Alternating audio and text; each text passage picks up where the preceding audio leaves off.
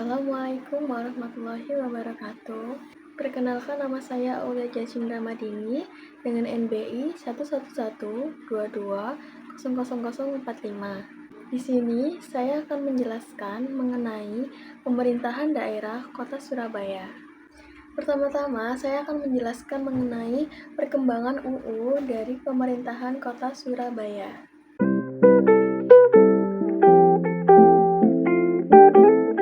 Yang pertama ada Undang-Undang Nomor 1 Tahun 1945. Undang-undang ini mengatur tentang kedudukan Komite Nasional Daerah. Komite ini merupakan badan perwakilan rakyat daerah yang bekerja sama dan dipimpin oleh kepala daerah. Komite Nasional Daerah dapat mengatur rumah tangga daerah asal tidak bertentangan dengan pemerintahan pusat dan juga pemerintahan daerah yang ada. Pada masa ini, prinsip sentralisasi masih sangat dominan.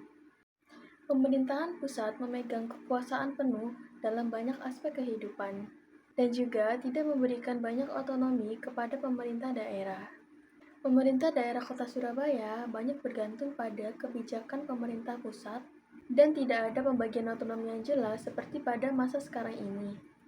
Selanjutnya yang kedua ada Undang-Undang Nomor 22 Tahun 1948. Undang-undang ini mengatur tentang aturan pokok mengenai pemerintah daerah yang dapat mengatur dan mengurus rumah tangganya sendiri. Pada masa ini, pemerintahan daerah memiliki tanggung jawab untuk menyelenggarakan pemerintahan di daerahnya masing-masing. Sedangkan Dewan Daerah berfungsi memberikan saran dan juga pertimbangan.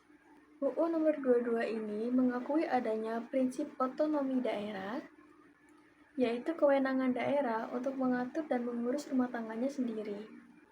Terdapat dua daerah otonom. Yang pertama yaitu daerah otonom biasa, dan yang kedua adalah daerah otonom istimewa. Kota Surabaya termasuk daerah otonom biasa, di mana pemerintah dapat mengatur berbagai aspek kehidupan seperti pajak daerah, kesehatan, pendidikan, dan pembangunan daerah. Namun, kewenangan-kewenangan tersebut masih memiliki keterbatasan dari kebijakan yang dibuat oleh pemerintah pusat. Yang ketiga, ada Undang-Undang Nomor 18 Tahun 1965. Undang-undang ini menetapkan pembagian tugas antara pemerintah pusat dan juga pemerintah daerah. Pemerintah pusat memiliki kewenangan utama dalam mengatur kebijakan nasional, ekonomi, politik, dan pertahanan. Prinsip utama dalam undang-undang ini adalah sentralisasi, di mana sebagian besar kewenangan berada di tangan pemerintah pusat dan pemerintah daerah yang melaksanakan kebijakan yang ditentukan oleh pusat. Otonomi yang dimiliki oleh pemerintah Kota Surabaya pada masa ini hanya dapat mengatur hal-hal praktis, seperti pengelolaan kebersihan, transportasi kota, dan juga urusan administratif lainnya. Yang keempat, ada Undang-Undang Nomor 5 Tahun 1974. Undang-undang ini membahas tentang otonomi daerah dalam konteks tugas-tugas yang dapat didelegasikan oleh pemerintah pusat kepada pemerintah daerah.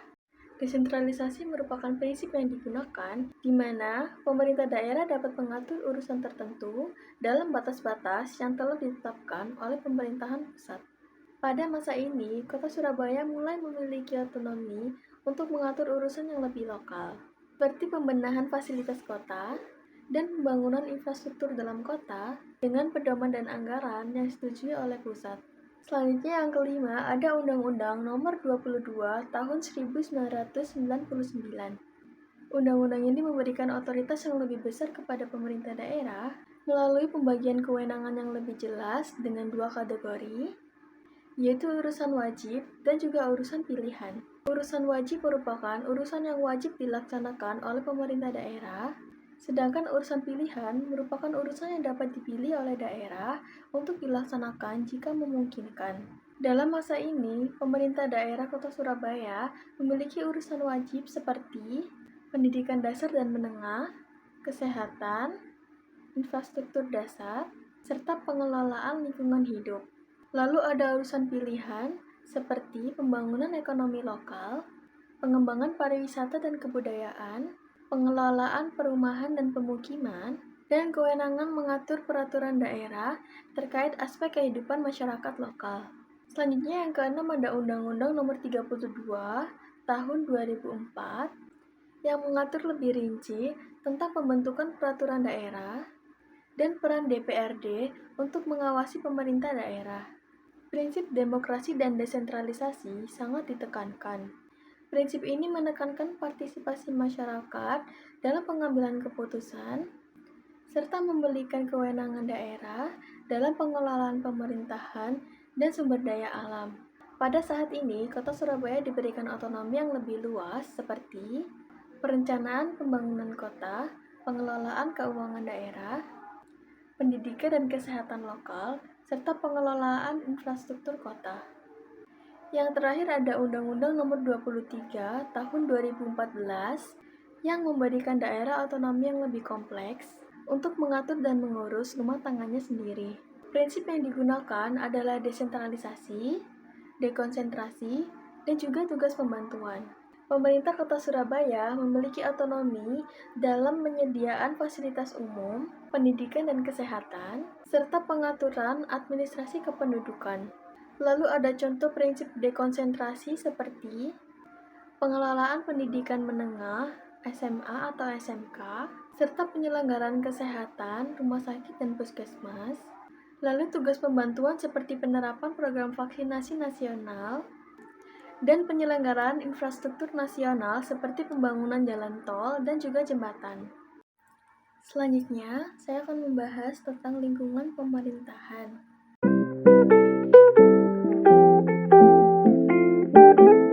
Menurut M. Aris Jainur pada tahun 2003, faktor lingkungan yang berpengaruh terhadap pemerintahan dari Indonesia adalah yang pertama yaitu lingkungan alamiah. Lingkungan alamiah meliputi kondisi geografis, kekayaan alam, dan keadaan penduduk. Kota Surabaya memiliki luas wilayah sekitar 326.000 km persegi dan merupakan ibu kota Provinsi Jawa Timur, serta memiliki pesisir pantai yang berpotensi menjadi pusat kegiatan perikanan dan juga pariwisata. Pada tahun 2024, diperkirakan jumlah penduduk Kota Surabaya sebesar 3 juta jiwa dengan pendapatan per kapita 204 juta per tahun. Angka ini mencerminkan kuatnya sektor ekonomi di Surabaya yang didukung oleh perdagangan, jasa, industri, dan pelabuhan. Selanjutnya yang kedua ada lingkungan politik, yaitu meliputi pemahaman terhadap institusi politik, partisipasi politik, dan juga dukungan. Upaya pemerintah dan juga elemen masyarakat di Surabaya mencerminkan tingginya kesadaran atas partisipasi politik dan dukungan atas institusi demokrasi yang sehat. Pemkot Surabaya memfasilitasi pendidikan politik bagi pemilih pemula. Telah dilakukan kunjungan ke berbagai sekolah untuk menunjukkan atau memberikan pemahaman tentang proses demokrasi. Hal ini bertujuan untuk meningkatkan partisipasi warga dalam pemilu.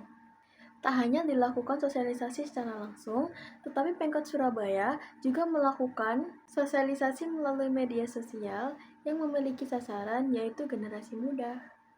Hal ini terbukti menaikkan jumlah masyarakat yang mengikuti pemilu, terutama pada tahun 2024 ini telah berhasil menaikkan jumlah masyarakat yang mengikuti pemilu yaitu 86.000 orang. Yang ketiga ada lingkungan ekonomi yang meliputi pendapatan rata-rata masyarakat, lalu distribusi pendapatan, kepemilikan harta kekayaan, dan infrastruktur. Berdasarkan survei pendapatan tahun 2024, pendapatan rata-rata masyarakat Surabaya sekitar 5,8 juta hingga 6,7 juta per bulan. Dari sisi distribusi pendapatan, masih ada ketimpangan di antara pekerja formal dan informal. Pekerja di sektor formal seperti di industri dan perdagangan cenderung memiliki gaji yang stabil dan lebih tinggi dibandingkan dengan sektor informal yang seringkali mengalami ketidakpastian upah. Kepemilikan harta dalam bidang properti biasanya dipegang oleh pengembang besar dan ternama seperti Pakuwon Group dan Ciputra Group. Infrastruktur seperti jalan tol dikelola oleh Jasa Marga atau BUMN. Lalu ada transportasi publik seperti bus Surabaya yang dikelola oleh Pemkot Surabaya. Selanjutnya yang keempat ada lingkungan sosial yang meliputi pola pemukiman, tingkat kesehatan, pendidikan, dan mobilitas sosial. Beberapa daerah di Surabaya mengikuti pola pemukiman memanjang mengikuti jalur transportasi. Lalu ada juga wilayah lain yang memiliki pola pemukiman tersebar sesuai dengan ketersediaan lahan. Di Surabaya terdapat banyak institusi pendidikan, mulai dari pendidikan dasar hingga perguruan tinggi ternama, yang berdampak pada tingkat pendidikan yang relatif tinggi. Selanjutnya yang terakhir ada lingkungan budaya yang meliputi nilai-nilai demokrasi pemerintahan, cara pengambilan keputusan, dan partisipasi. Di Surabaya, nilai-nilai demokrasi terwujud dalam partisipasi warga dalam berbagai proses politik dan pengambilan keputusan. Masyarakat terlibat dalam pemilu untuk memilih pemimpin dan juga wakil rakyat mereka yang mencerminkan kedaulatan rakyat sebagai prinsip utama demokrasi. Selanjutnya, saya akan menjelaskan tentang urusan pemerintahan daerah.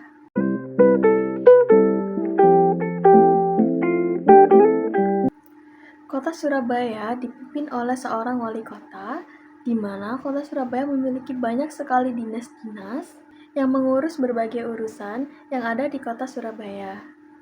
Selanjutnya saya akan menjelaskan tentang urusan pemerintahan daerah konkuren, yaitu urusan pemerintahan yang dibagi antara pemerintahan pusat, pemerintahan daerah provinsi, dan pemerintahan daerah kabupaten atau kota.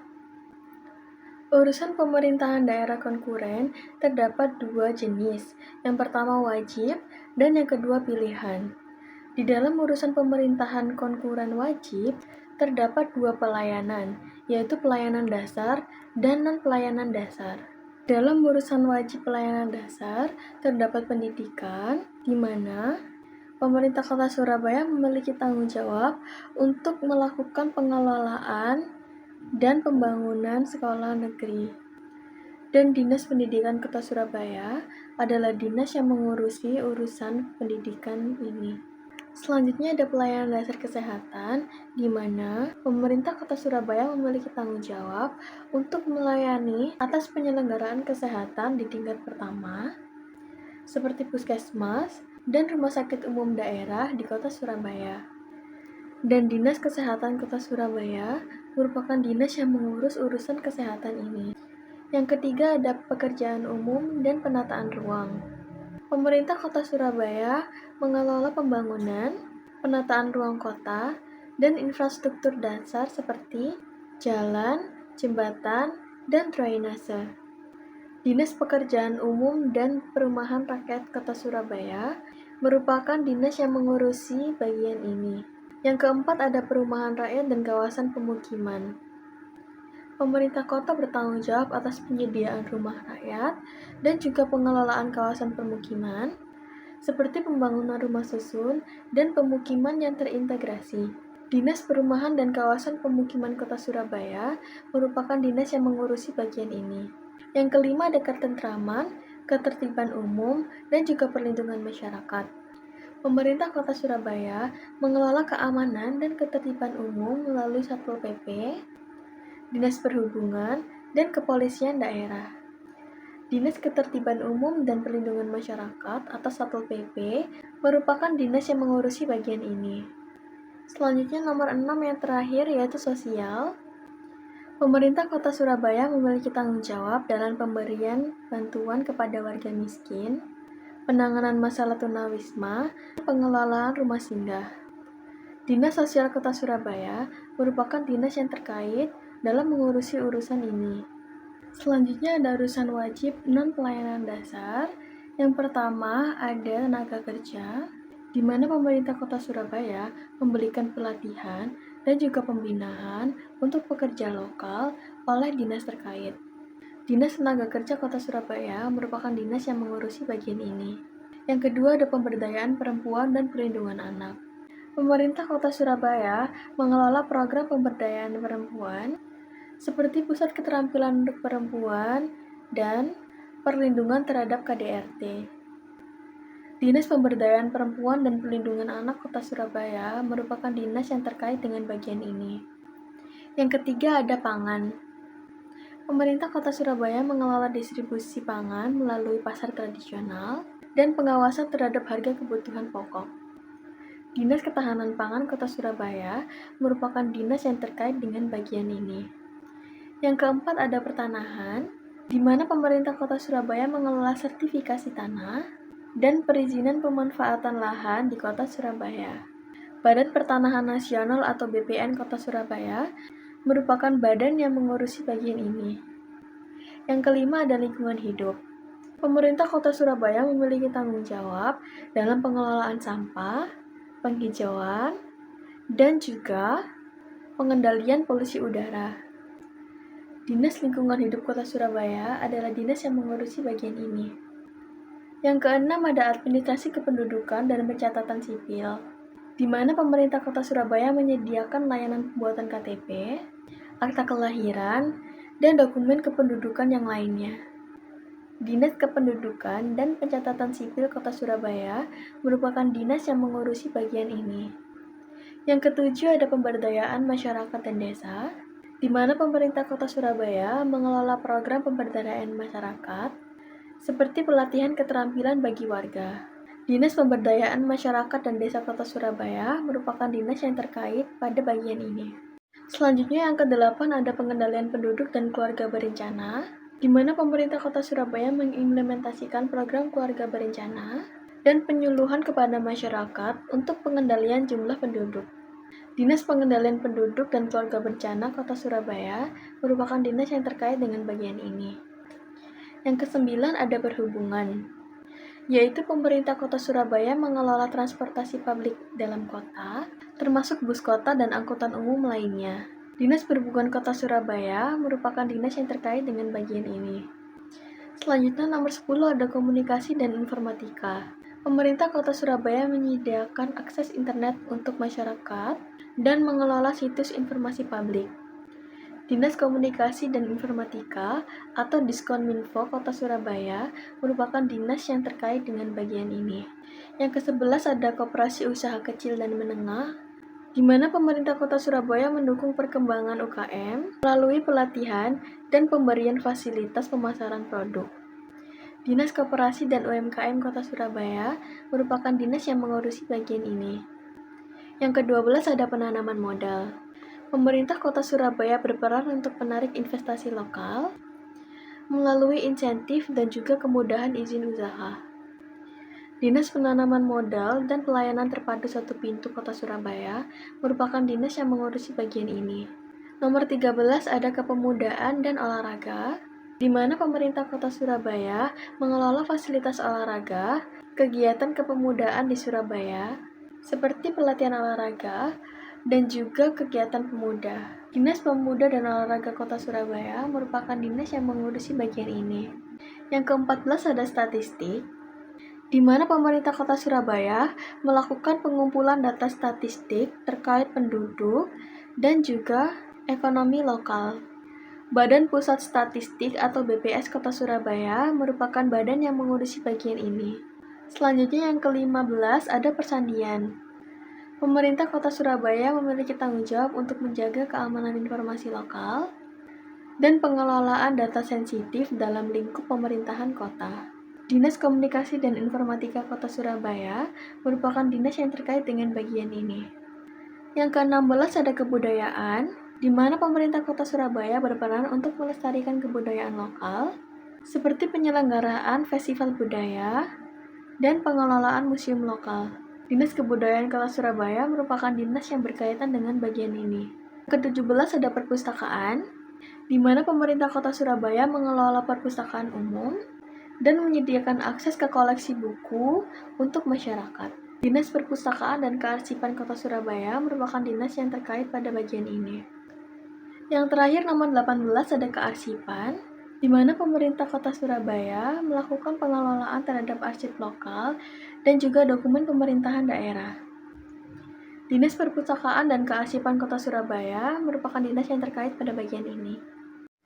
Selanjutnya saya akan menjelaskan tentang urusan pemerintahan daerah pilihan. Yang pertama ada kelautan dan perikanan, di mana Kota Surabaya sebagai kota pesisir memiliki kewenangan terkait pengelolaan sumber daya perikanan di perairan sekitarnya. Dinas Kelautan dan Perikanan Kota Surabaya merupakan dinas yang terkait dengan bagian ini. Selanjutnya yang kedua ada pariwisata. Pemerintah Kota Surabaya memiliki kewenangan dalam mengelola destinasi wisata lokal seperti Jembatan Merah, Taman Bungkul, dan museum-museum yang ada di daerah ini. Dinas Pariwisata Kota Surabaya merupakan dinas yang terkait pada bagian ini. Yang ketiga ada pertanian. Meskipun Kota Surabaya dikenal sebagai kota industri dan perdagangan, pemerintah kota tetap memiliki kewenangan untuk mendukung sektor pertanian untuk daerah pinggiran kota yang masih memiliki lahan pertanian. Dinas Pertanian Kota Surabaya merupakan dinas yang terkait dengan bagian ini. Selanjutnya yang keempat ada kehutanan, di mana pemerintah Kota Surabaya mengelola ruang terbuka hijau, taman kota, dan konservasi area hijau. Dinas Kehutanan Kota Surabaya merupakan dinas yang terkait pada bagian ini. Selanjutnya yang kelima ada energi dan sumber daya mineral, di mana pemerintah Kota Surabaya memiliki peran dalam mengelola energi lokal, termasuk pengembangan energi terbarukan, seperti instalasi panel surya di beberapa gedung pemerintah dan sektor publik. Dinas Energi dan Sumber Daya Mineral Provinsi Jawa Timur merupakan dinas yang mengurusi bagian ini. Selanjutnya yang keenam ada perdagangan. Surabaya memiliki peran penting di dalam pengelolaan perdagangan domestik dan internasional, dengan Pelabuhan Tanjung Perak sebagai pintu dari perdagangan. Dinas Perdagangan Kota Surabaya merupakan dinas yang terkait dengan bagian ini. Yang ketujuh ada perindustrian, di mana pemerintah Kota Surabaya memiliki kewenangan untuk mendukung industri lokal, terutama di sektor manufaktur dan industri kreatif. Dinas Perindustrian Kota Surabaya merupakan dinas yang terkait dengan bagian ini. Yang terakhir ada transmigrasi. Pemerintah Kota Surabaya terlibat dalam proses integrasi sosial bagi pendatang dari berbagai daerah, serta menyediakan pelatihan keterampilan untuk mereka agar dapat lebih produktif di Kota Surabaya. Dinas Tenaga Kerja dan Transmigrasi Provinsi Jawa Timur merupakan dinas yang terkait dengan bagian ini. Sekian penjelasan yang dapat saya sampaikan. Mohon maaf apabila ada salah kata. Terima kasih. Wassalamualaikum warahmatullahi wabarakatuh.